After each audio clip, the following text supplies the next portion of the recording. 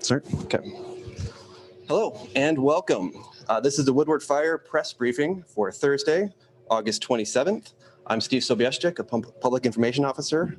I'm joined today by Jason Weber with the Marin County Fire Department, Jeremy Michael, Incident Meteorologist, and Sergeant Brenton Schneider with the Marin County Sheriff's Office. First, we're going to have Jason come out and explain some ops.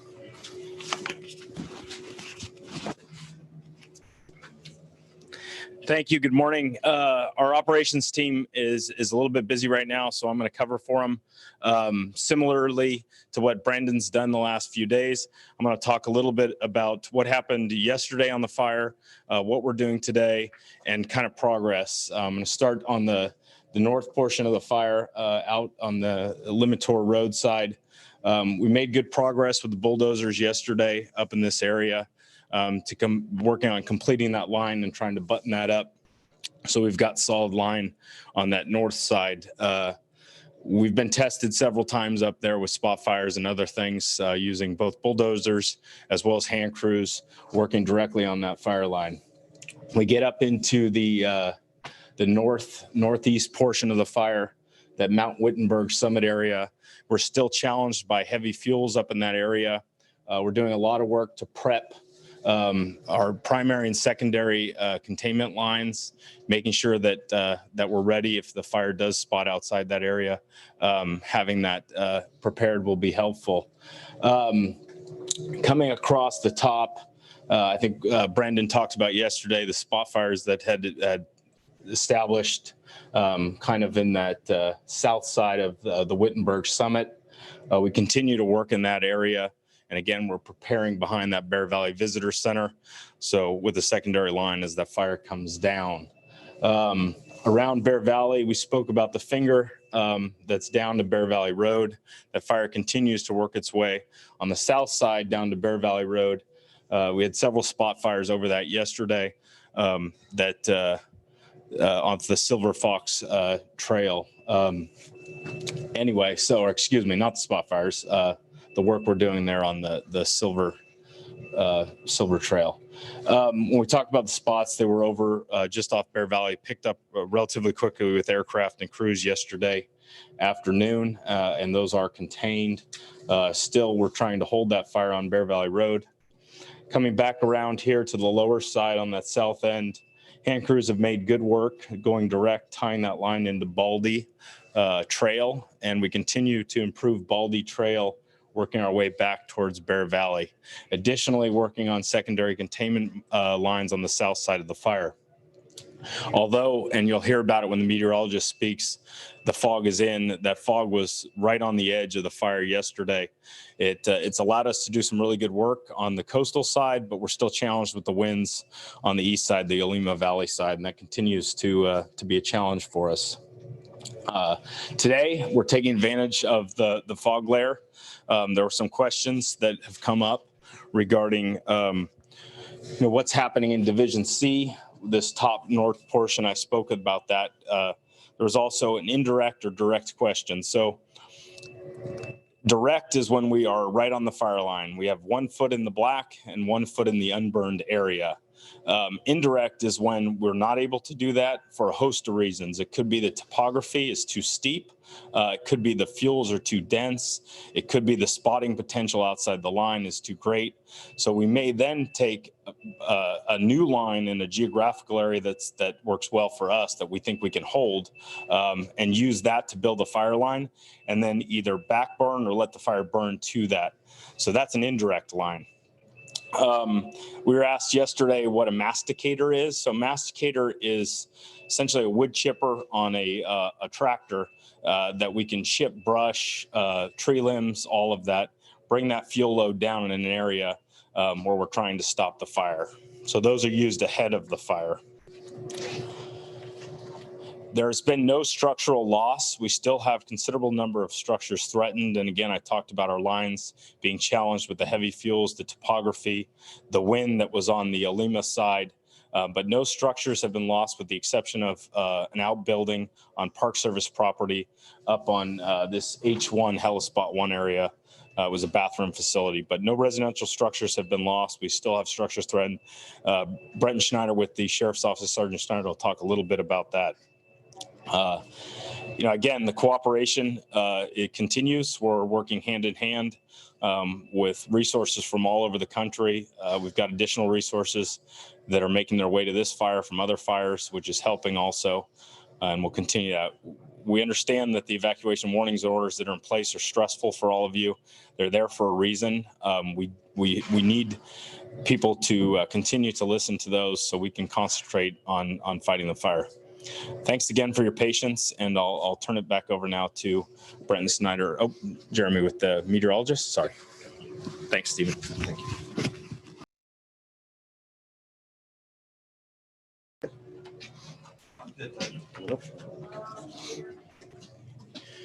Good morning, everyone. Incident meteorologist Jeremy Michael. So first off, I want to cover a little bit about the IMET program.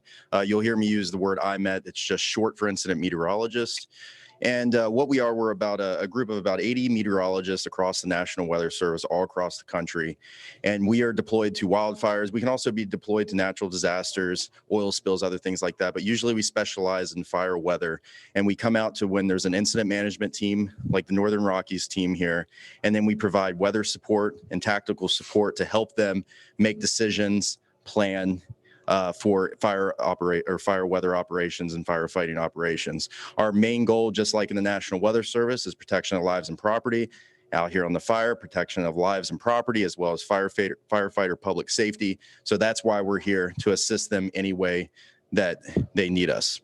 Now, going into it, I heard there's been some questions about what a marine layer is. So if you're here and you're in the local area, I'm sure you know what that is. But if we have people that's watching in other parts of the country, and I'm sure we do, I'll go a little bit briefly and talk about the marine layer. So simply put, a marine layer is a cool, moist air mass that usually moves in off of bodies of water. In our case, it's the Pacific Ocean.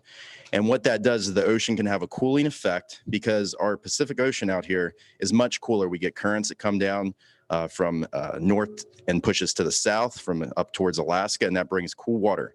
So that brings that air mass. And as it moves on shore, it creates, you can have fog, you can have low stratus.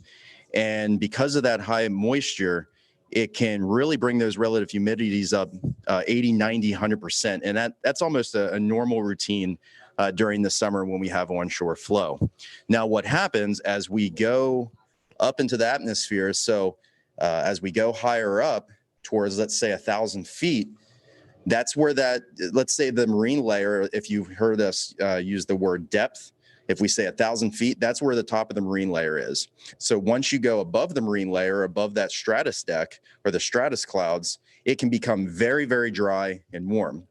So if you've ever been hiking out here in the low foothills and you start down at 300 feet, you got dew dripping off the trees, you go up through the cloud, above the cloud, and you're at 1,200 feet on a nice ridge top, and it looks like you're out over a sea of clouds, then you're starting to get above what we would call the inversion or the marine layer. And that's where you can get much warmer conditions, mostly sunny to sunny skies.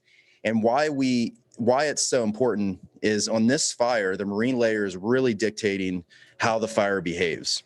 So if the marine layer erodes earlier in the day, we get more sun for a longer duration. That's more solar radiation. That's warmer temps. That's lower relative humidity. Those are all things for active fire behavior. But if, like yesterday, we have a marine layer that stays around most of the day, basically what that does is kind of shuts things off or suppresses things until it can get some sun. So now that we've covered the marine layer, we'll go into a little bit of an outlook. So we have another good push of the marine layer. It's actually 2,000 feet. Which that's good because that's over all ridge tops, and the entire fire location is in that soupy, moist air. But it will begin to erode today. As we go into Friday, there's going to be warming and drying, like we were talked, above this marine layer. And what that does is works to compress it. And as you compress it and make it more shallow, that will expose more of our fire to those drier temperatures, drier and warmer conditions, as well as solar radiation, going back to what we were talking about, things for active fire behavior in terms of weather. And as we go into Saturday, Sunday, we get a little bit more of an onshore push. That marine layer will get a little bit deeper, but still not as deep as what we've seen the past couple days. And then looking into early next week, We'll have a continued warming, drying with some pretty warm conditions, even along the coast and especially inland where we could be getting into the mid to upper 70s. And that will also drive those relative humidities down, and that marine layer will be shallow. And in some cases, it might not push very far inland, and it will also erode very quickly, allowing for a lot more sun on our fire. And that's the end of the weather report. Thank you.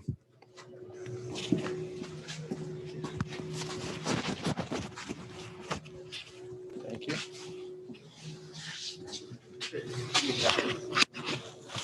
Good morning, everyone. Brenton Schneider from the Sheriff's Office. So I want to talk a little bit to you about, again, the evacuation warnings and the one small evacuation order that is in place. So the only place we currently have an actual order where residents should not be is in the area of Silver Hills, Fox Drive, and Norrin Way. And that's located near the intersection of Sir Francis Drake and Bear Valley. The communities of Olema, Inverness,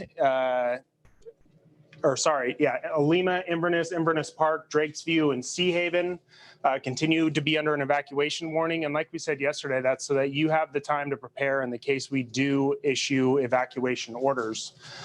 Moving here to the Lagunitas Creek, which is near the Green Bridge and Point Reyes, that is still under an evacuation warning. So essentially everything south of Lagunitas Creek and down to Sir Francis Drake and Highway 1, up Sir Francis Drake to Olema Hill, everything in between that area to the north of Sir Francis Drake is under an evacuation warning. Like I said yesterday, that has to do with the smoke column and embers being produced. Obviously, yesterday we didn't see quite the smoke column that we did the day before. However, it's still a possibility as weather changes this week.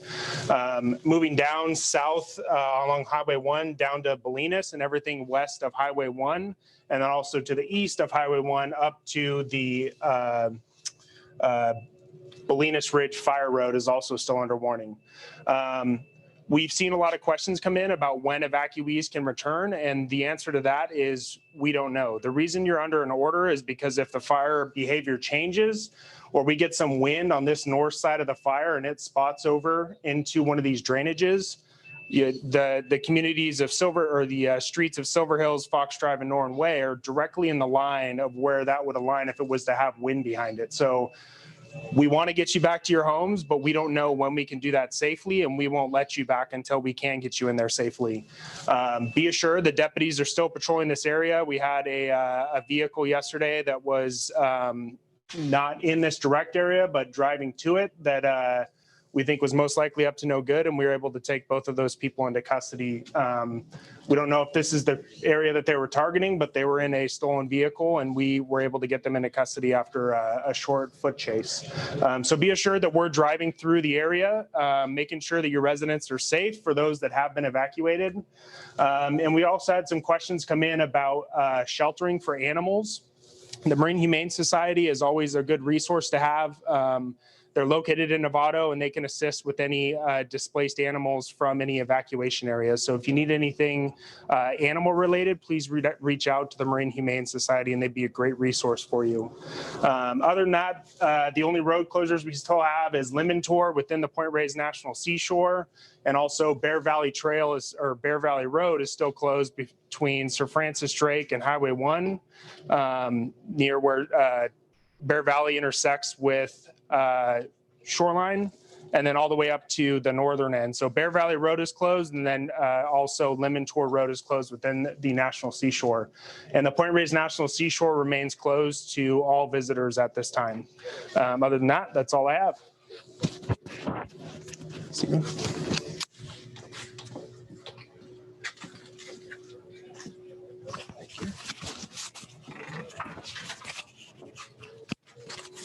Okay.